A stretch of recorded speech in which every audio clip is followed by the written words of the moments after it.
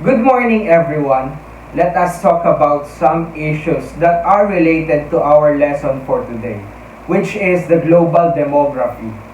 So first is the global population. We all know that our global population is quickly increasing, far surpassing our planet's ability to maintain it given existing habits.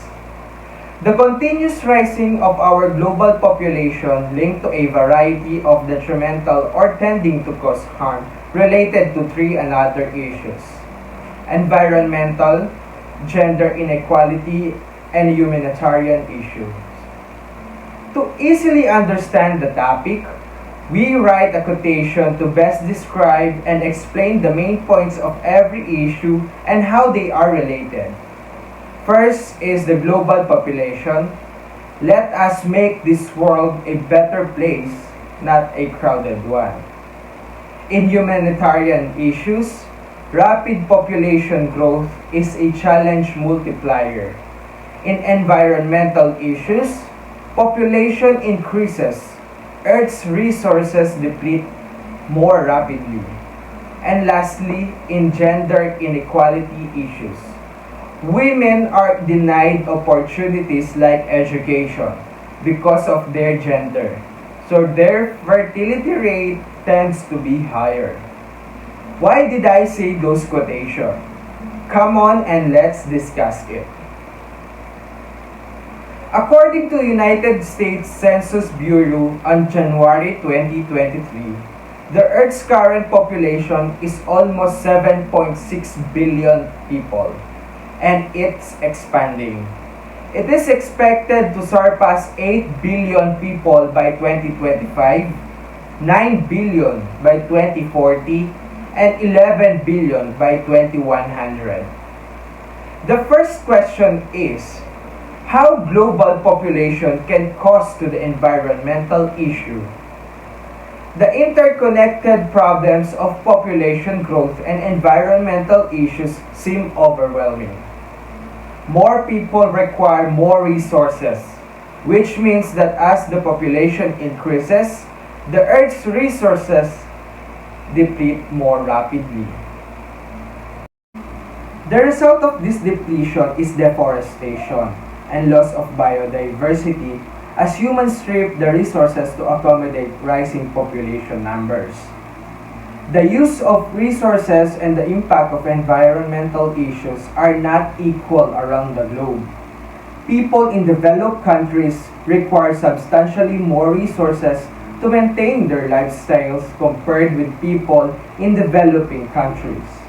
For example, the United States, which contains 5% of the world's population, currently produces a full 25% of carbon dioxide emissions. People in developing countries tend to feel the impacts of environmental problems more acutely, especially if they live in coastal areas directly affected by sea level rise and extreme weather events that accompany climate change. The most vulnerable population also experience decreased access to clean water, increased exposure to air pollution, and diseases like in the country of India and Iraq, which may result from decreased biodiversity and may feel the impact more immediately as local resources including plants and animals deplete, according to Melissa Mayer 2023. To elaborate this matter and give more examples, here is Cadet Asuncion and Cadet Gala. Here are 5 examples that global population can affect to our environment. First, air pollution. One of the biggest environmental problems today in outdoor air pollution. Data from the World Health Organization show that as estimated 4.2 to 7 million people die from air pollution worldwide every year, and that 9 of the 10 people breathe air that contains high level of pollutants. In Africa, 250,000 people die as a result of outdoor air pollution in 2017, up from 100,064 in 1990. According to UNICEF, cause of air pollution mostly comes from industrial sources and motor vehicles, as well as emission from burning biomass and poor air quality due to dust storm. Second, overfishing. Over 3 billion people around the world rely on fish as their primary source of protein. About 12% of the world release of fishers in some form or other, with 90%. This being small-scale fishermen. Think a small crew in a boat, not a ship, using small nets or even rods and reels, and can rules not too different from the kind of probability use. Of the 18 million fishermen in the world, 90% of them fall under the litter category. And number 3, the last, fast fashion and textile was the global demand of fashion and clothing has risen at the expected rates. The fashion industry now accounts from 10% of global carbon emission, becoming one of the biggest environmental problems of our time. Fashion alone produce more greenhouse gas emission than both the aviation and shipping sectors combined, and nearly 20% of global wastewater, or around 93 billion cubic meters, from textile, dying according to the UN Environment Program. Number 4, biodiversity. Across the past 50 years have seen a rapid growth of human consumption, population, global trade, and urbanization, resulting in humanity using more of the Earth's resources than it can replenish naturally. A recent WWF report found that the population size of mammals, fish or birds, reptiles, and amphibians have experienced a decline of an average 68% between 1970 and 2016. The report attributes this biodiversity loss to a variety of factors, but mainly land use change, particularly the conversion of habitats like forest, grassland, and mangroves into agricultural system. Animals such as pangolins and shark and seahorse are significantly affected by the illegal wildlife trade, and pangolins are critically endangered because of it. 5. Food waste.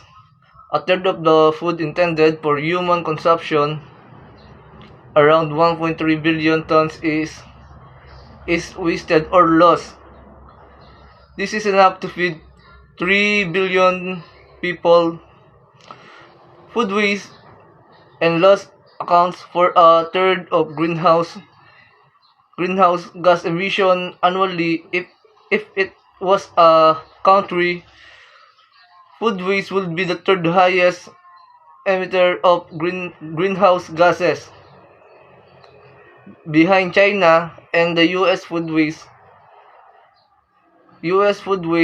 and loss occurs a different stage in developing and developed country. In developing country, 40% of the food waste occurs at the post harvest and processing level, while in developed countries 40% of food waste occurs at the retail retail and consumer levels.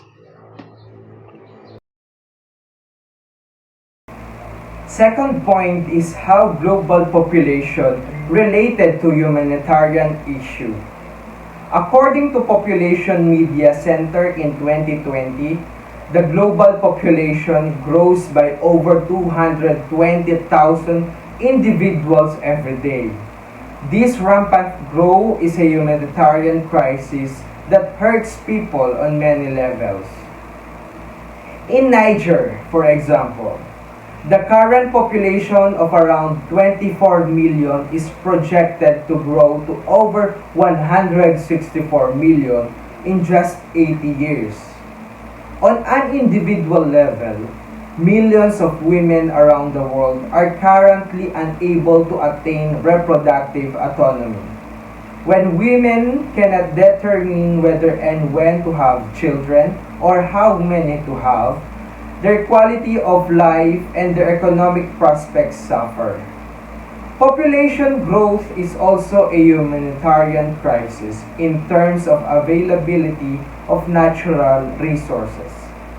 Every person deserves clean air, water, healthy food, and space to comfortably live. As more people are added to the planet and demand grows for limited resources, other problems only intensify, negatively impacting issues like hunger, diseases, water scarcity, and poverty, and contributing to increased socio-political instability.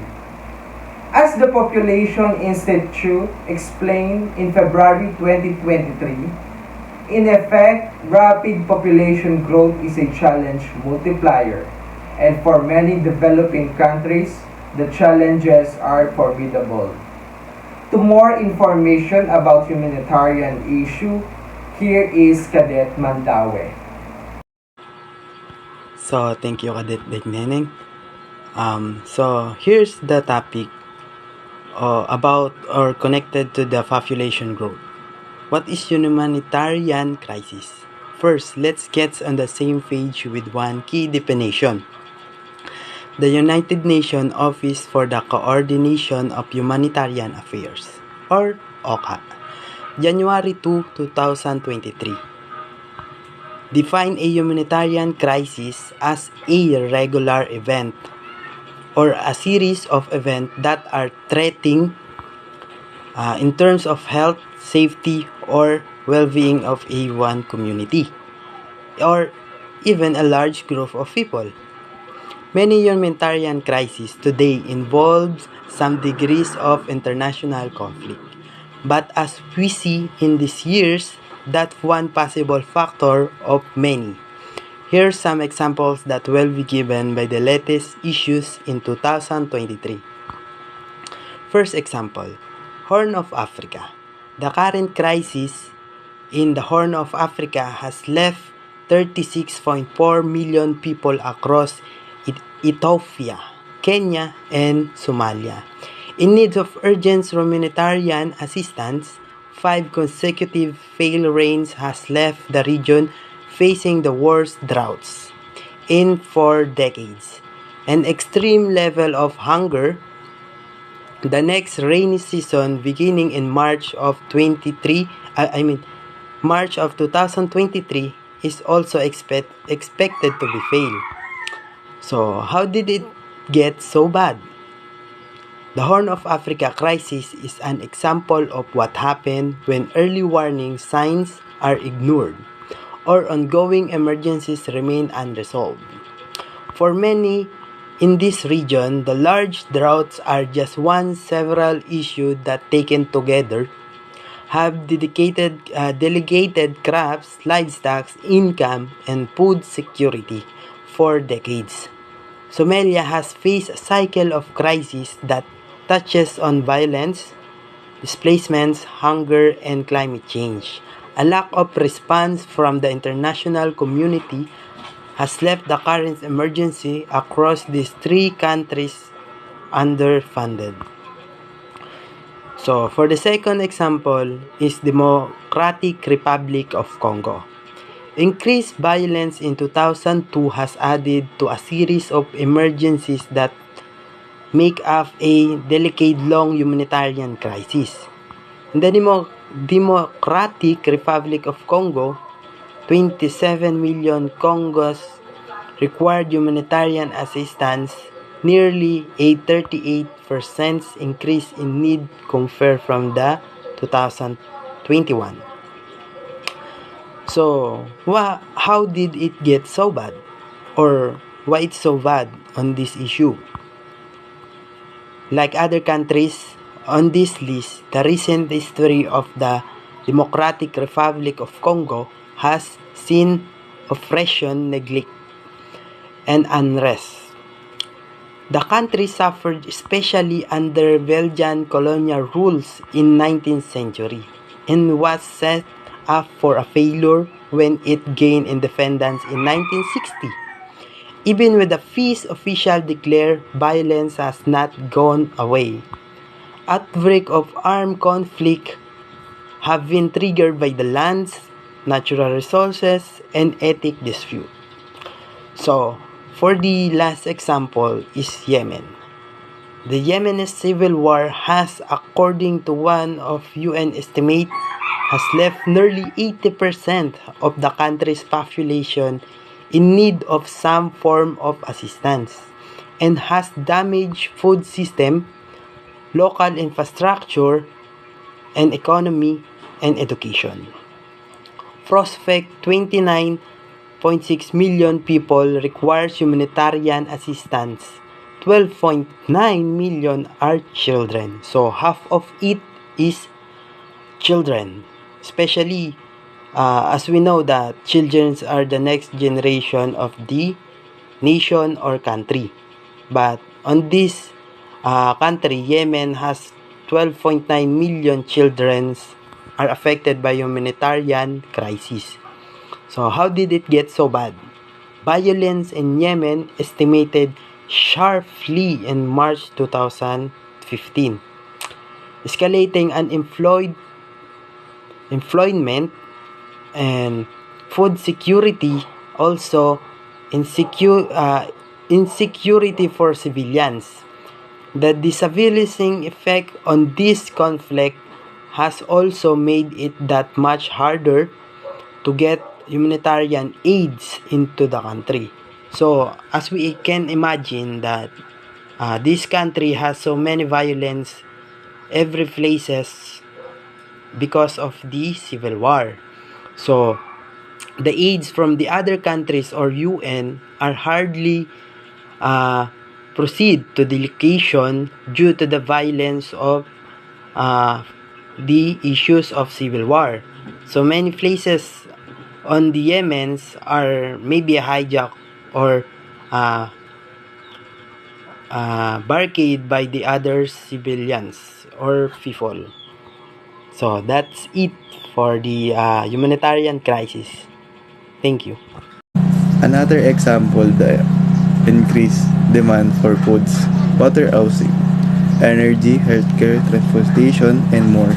And all that consumption contributes to ecological degradation, increased conflict, and a higher risk of large-scale disaster like pandemic. In terms of gender inequality, according to Cody Peluso, a demographer in United States on March 2023 said that when women are denied opportunities like education and jobs because of their gender, their fertility rate tends to be higher than the global average of 2.4 births per woman. High fertility rates are a major cause of population growth. And in order to explain this more, Cadet Vicente will have to say something.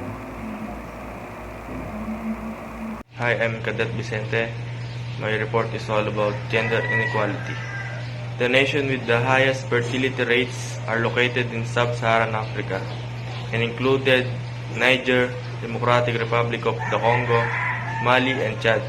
Among other countries in the region, gender inequality in education also persists in sub-Saharan Africa.